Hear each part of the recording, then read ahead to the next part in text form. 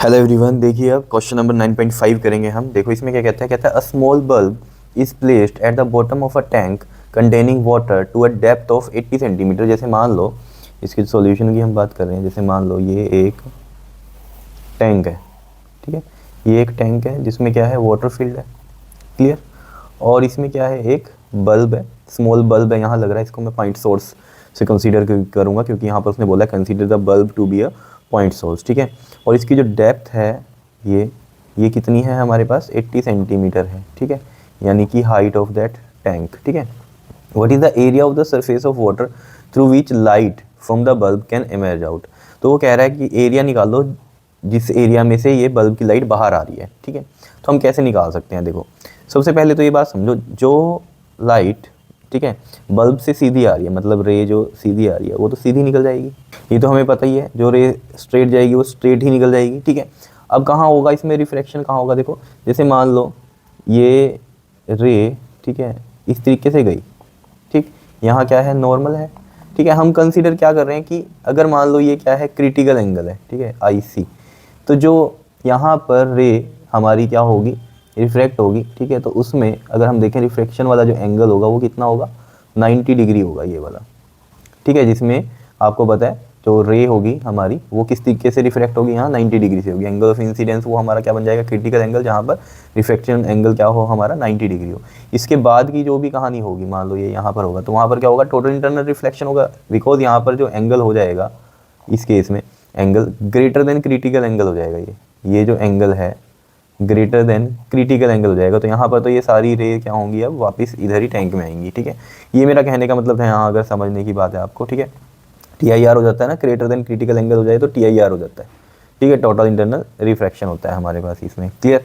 अब यहाँ पर जो बात ध्यान देने की है वो क्या है कि हमें एरिया निकालना है। अब एरिया इसका किस तरीके से निकलेगा, अब टैंक है ये पूरा इस तरीके से होगा ना टैंक, ठीक है, ऐसे पूरा एक टैंक होगा ये, ठीक। अब यहाँ पर जो रेज निकल रही हैं इस बल्ब से, वो इस सर्कल की फॉर्म में निकलेंगी। देखो ये इतना क्या हो गया हमारा, मैक्सिमम हो गया इस साइड का, ठीक है। तो ये मान लो रेडियस हो गई, तो ये जो है सर्कल की फॉर्म में इस तरीके से बनेगा यहाँ पर ऐसा, कि सिर्फ इस पार्ट में से यहाँ से इमर्ज होंगी जो रेज होंगी, ठीक है। लाइट मतलब बाहर इतने पार्ट में से बाहर आ रही होंगी, और कैसे हो रही होंगी, वो सर्कल बन रहा होगा ऊपर, ठीक है ना। क्योंकि देखो ना, जब इस तरीके से यहाँ ऐसे निकल रही है, ठीक है, तो इसी तरीके से ये इधर से भी निकलेगी, ठीक है ना, इधर से भी ऐसे ही जाएगी ये, क्लियर। सब कुछ सेम रहेगा यहाँ पर। तो ऐसे ही अगर हम इसको 3D में देखेंगे तो एक सर्कल बन जाएगा ऊपर, क्योंकि ऑब्वियस ही बात है ये इस तरीके से निकलेगी बाहर अब, ठीक है ना। तो ऊपर एक सर्कल बन जाएगा, समझ रहे हो ना इतनी कहानी। जिस तरीके से ये पार्ट आपको साइड में दिख रहा है आर, ये आर इधर भी होगा, इधर वाला भी होगा, इस तरीके से, है ना, समझ पा रहे हो। तो 3D में अगर देखेंगे तो ये सर्कल बनेगा ऊपर। तो सर्कल का जो एरिया होता है वो क्या होता है, एरिया πr²। तो अगर ये r हम निकाल लें तो हम डायरेक्ट इसको कर सकते हैं। r का जो डायरेक्ट फॉर्मूला होता है, वैसे मैं आपको बता देता हूँ, वो होता क्या है हमारे पास, जो r है हमारा, अगर हम उसको कहें कि डायरेक्ट हमारा क्या फॉर्मूला बनता है, तो उसके लिए बनता है ये हमारे पास जो ये हाइट है h/में √में म्यू जो भी रिफ्रैक्टिव इंडेक्स है स्क्वायर -1। ये फॉर्मूला होता है आपके पास डायरेक्ट r निकालने का, कभी भी ऐसा क्वेश्चन हो। लेकिन फिर भी अगर आपको ये फॉर्मूला याद नहीं रहता है तो फिर हम किस तरीके से इसको कर सकते हैं वो भी आपको बात पता होनी चाहिए, ठीक है। वो मैं आपको बताता हूँ। देखो जैसे ये कंसीडर करो आप, ये वाली कहानी, ठीक है, ये एंगल IC था, ठीक है। तो ये वाला एंगल भी क्या होगा, IC होगा। बताओ कौन से एंगल्स होते हैं ये, बताओ कौन से एंगल होते हैं ये आपके, अल्टरनेट एंगल्स। कौन से होते हैं, अल्टरनेट। देखो किस तरीके से ये बना होगा, इसमें देखो ये दो पैरेलल रेज हैं, ठीक है, और ये अंदर एक क्या है, रे जो हमने बोलते हैं कि एक लाइन है, ठीक है। तो एक एंगल ये बन रहा है, अगर इस तरीके से बना हुआ, आप ये दो पैरेलल रे ये बना दी, ये आ गई हमारे पास, ठीक है। तो ये वाला एंगल और ये वाला एंगल इक्वल होता है, अल्टरनेट इंटीरियर एंगल्स होते हैं। तो ये IC है। अब ये एंगल के सामने वाला क्या होता है हमारे पास, बताओ, एंगल के सामने वाला होता है परपेंडिकुलर, याद रखना। तो अगर ये ट्रायंगल कंसीडर कर रहे हो ना आप, ये OA और ये वाला B पॉइंट मान लो आप इसको, ठीक है। ये तो OAB में ये वाला जो पार्ट है जिसको मैंने R लिखा है, ये क्या है हमारे पास, एंगल के सामने वाला होता है परपेंडिकुलर। ये वाली जो लाइन है हमारी ये परपेंडिकुलर हो गई, ठीक है। और ये 90 डिग्री है, इसके सामने वाला ये क्या बनेगी, हाइपोटेन्यूज बनेगी ये। और जो बच जाएगी ये क्या बनेगा, हमारा बेस बनेगा। क्या इतनी बात क्लियर है, इतनी बात समझ में आ रही है। तो इस ट्रायंगल को देखो बस अब आप, ठीक है, ये वाले को, बाकी कुछ देखने की ज़रूरत नहीं है। तो देखो इसमें अगर हम देखें, फर्स्ट ऑफ ऑल आप ये देखो, अगर हम यहाँ पर स्नेल्स लॉ अप्लाई करें इस पॉइंट बी पे, तो मैं यहाँ लिखूँ apply Snell's law at point B, तो हमें पता है क्या होता है हमारे पास है, तो क्रिटिकल एंगल का डायरेक्ट फॉर्मूला भी पता है हमें, sine I C is equal to में 1 में म्यू, ठीक है। लेकिन अगर इस तरीके से हम निकालना चाहें तो हमें पता है ये वाली क्या होगी हमारी refractive index of water into में साइन आई सी, और ऊपर वाला क्या होगा हमारे पास, म्यू एयर है और साइन 90 है, साइन 91 होता है, और यहाँ से साइन आई सी की वैल्यू क्या निकल जाएगी, म्यू ए अपॉन में म्यू डब्ल्यू, म्यू ए भी 1 होता है, तो साइन आई सी कितना आ गया हमारे पास 1 अपॉन में म्यू डब्ल्यू। और ये हमें कहाँ नहीं पता है, डायरेक्ट फॉर्मूला भी हमें क्रिटिकल एंगल का ये पता है। तो sine I C is equal to में 1 अपॉन में रिफ्रैक्टिव इंडेक्स जो दिया हुआ है वाटर को वो 1.33 दिया हुआ है। वैसे मैं आपको बताऊं, ये तो मैंने यहाँ पर चलो 1.33 से ही आपको बता रहा हूँ करके, ठीक है, लेकिन एक आसान तरीका इसका पता क्या होता है, 1.33 को अगर हम 4/3 लिख लें, 4/3 को करो आप 1.33 आता है, तो ना कैलकुलेशन बहुत ईजी हो जाएगी। मैं इससे भी करके दिखाऊंगा आपको, ठीक है, लेकिन इससे समझ लो पहले तो ये चीज़ क्लियर है यहाँ पर, ठीक है। अब साइन जो होता है आपने देखा होगा पंडित बद्री प्रसाद हर हर बोले वाली कहानी से, ये साइन होता है, ये कोस होता है और ये टेन होता है। तो साइन होता है p/h, तो ये p/h है, यहाँ से मैं p को 1 कंसीडर कर सकता हूँ, हाइपोटेन्यूज को 1.33 कंसीडर कर सकता हूँ। ऐसा क्यों, क्योंकि मुझे ये r निकालना है, ठीक है। ये r क्या है, परपेंडिकुलर है, क्लियर, ये क्या है, परपेंडिकुलर है। और अगर मैं यहाँ टेंजेंट लूँ, ठीक है, मतलब ये वाला एंगल कंसीडर करके मैं यहाँ इस ट्रायंगल में अप्लाई करूँ अगर tan आई सी, तो tan आई सी क्या होता है, परपेंडिकुलर अपॉन में base, tangent theta perpendicular upon में बेस। इफ परपेंडिकुलर अगर हम यहाँ से कंसीडर कर रहे हैं, ठीक है, या फिर p/b है, और p को मैंने क्या बोला था आपको, r है, और बेस जो है ये हमारा ये क्या है, ये हाइट है, ठीक है, इसको ऐसे लिख लो, ठीक है। अब देखो परपेंडिकुलर क्या है हमारे पास, बताओ, परपेंडिकुलर है 1, ठीक।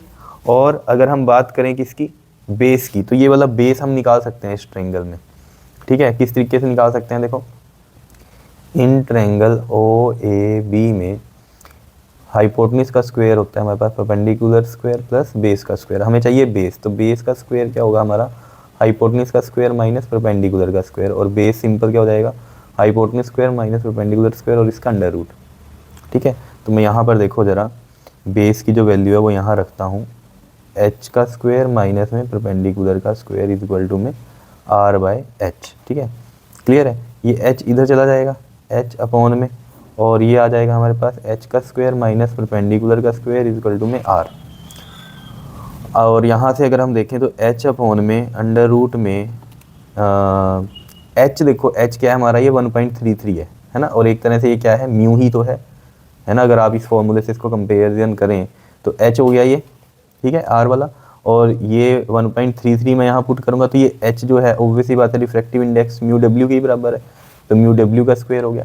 और परपेंडिकुलर क्या है हमारे पास, यहाँ पर 1 रहेगा, यहाँ से देखो 1 रहेगा परपेंडिकुलर, तो 1 आ गया यहाँ, तो म्यू डब्ल्यू का स्क्वायर माइनस 1। तो ये फॉर्मूला आपको पता चल गया होगा, r हम किस तरीके से डायरेक्ट लिख सकते थे, अगर याद रह जाए हमें तो इतना कुछ करने की जरूरत नहीं, डायरेक्ट r निकाल लेंगे और यहाँ पर वैल्यू पुट कर देंगे, एरिया निकल जाएगा। लेकिन चलो ये समझ में आया आपके, और यहाँ पर हम लिखेंगे h का स्क्वायर माइनस में 1 का स्क्वायर, तो 1 ही होता है, ठीक है। क्या इतनी बात क्लियर है, समझ में आई है, ठीक है। अब सिंपल निकाल दो आप, r की वैल्यू आप निकाल सकते हो। देखो h कितना है, 0.8 है, और 0.8 क्यों लिखा मैंने इसमें बताओ, क्योंकि 80 सेंटीमीटर इसको मीटर में ले लिया हमने, और कुछ नहीं है, ठीक है, ताकि एरिया भी मीटर में आ जाए, ठीक। ये 0.8 है, और नीचे है हमारे पास 1.33 का स्क्वायर माइनस में 1। तो देखो ज़रा 0.8, अब देखो मैं जो आपको कहानी बता रहा था ना सारी, वो ये है कि ये कैलकुलेशन अब थोड़ी मुश्किल हो जाएगी। अब 1.33 का आप जब स्क्वायर करोगे, ठीक है, तो ये आपके पास आएगा 1.7689, और ये माइनस का 1, ठीक है, क्लियर।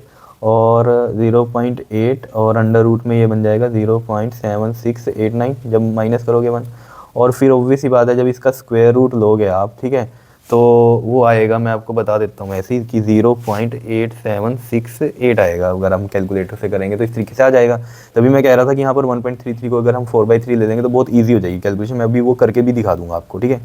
अब इसको आप सोल्व करोगे ना जब, ठीक है, तो इसका पॉइंट हटेगा नीचे, 10,000 आएगा, वो ऊपर मल्टीप्लाई होगा, ठीक है, और 0.8 हटाया हमने तो उसका 10 नीचे आएगा, तो वो 87680 आएगा। ठीक है, 8000 को डिवाइड कर दो 8768 से, ठीक है, तो आपके पास जो आएगा अप्रोक्सीमेट ये 0.9 आएगा। ठीक, अब आर क्या था हमारे पास, पाई आर स्क्वायर, और पाई की वैल्यू 3.14 और ये 0.9 और ये 0.9, इसको आप जब मल्टीप्लाई करोगे ना तो ये आपके पास आएगा 2.54 मीटर स्क्वायर। अगर पीछे आंसर देखोगे 2.6 किया हुआ है अप्रोक्सीमेट, बिकॉज यहाँ मैंने कुछ राउंड ऑफ वैल्यूज़ ले लिए हैं, ठीक है, उसकी वजह से पूरा पूरा आंसर नहीं आया, लेकिन 2.54 आ रहा है। ठीक है, अब यहाँ पर देखो, ये तो चीज़ हो गई कि इस तरीके से आप कैलकुलेशन करोगे, लेकिन बहुत टाइम लग जाएगा, है ना। ये तो कैलकुलेटर से कर दिया तो हो गया। अब देखो अगर हम इसको कंसीडर कर लें, क्या मैं यहाँ से करता हूँ क्वेश्चन, ये इस साइन आई सी को मैंने 1 में 1.33 लिखा था ना, अगर मैं इस म्यू डब्ल्यू को क्या ले लूँ, 4/3 ले लूँ, तो देखो क्या होगा यहाँ पर, 1 में म्यू डब्ल्यू की वैल्यू क्या 4/3, तो 4 यहाँ लिख देंगे, 3 ऊपर चला जाएगा, तो ऐसे आ गया।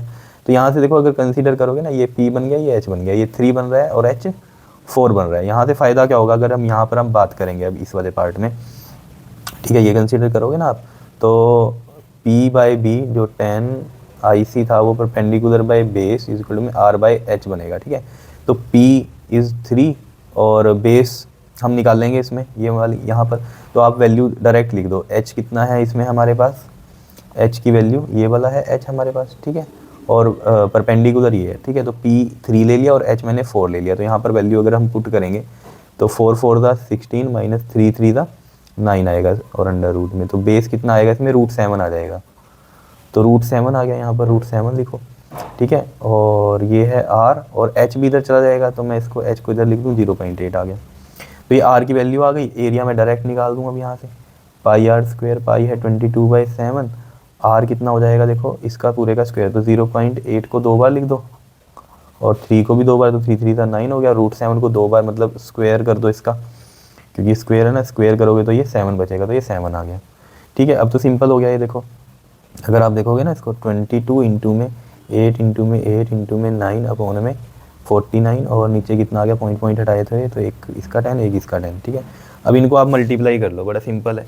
अब अगर आप इसको मल्टीप्लाई करोगे ना तो आपके पास जो आएगा वो आएगा 12672 अपॉन में 4900, और इसको आप पॉइंट में निकाल दोगे तो 2.58 आएगा मीटर स्क्वायर, जो इसको आप अप्रोक्सीमेट 2.6 लिख सकते हो राउंड ऑफ करके। ठीक है, तो ये बिल्कुल एग्जैक्ट आपका वही आंसर आएगा जो कि पीछे है। तो मैंने आपको दोनों तरीके से बता दिया, ईजी वाला भी बता दिया, और अगर 1.33 से करोगे तो फिर ये कैलकुलेशन है जो आपको करनी पड़ेगी। आ रही है बात समझ में? ठीक है, तो बिल्कुल ईजी था। ठीक है, क्लियर है, इतनी बात बता दो, कोई दिक्कत नहीं है इसमें, कर लोगे ना इसको क्वेश्चन को? ओके जी, थैंक यू।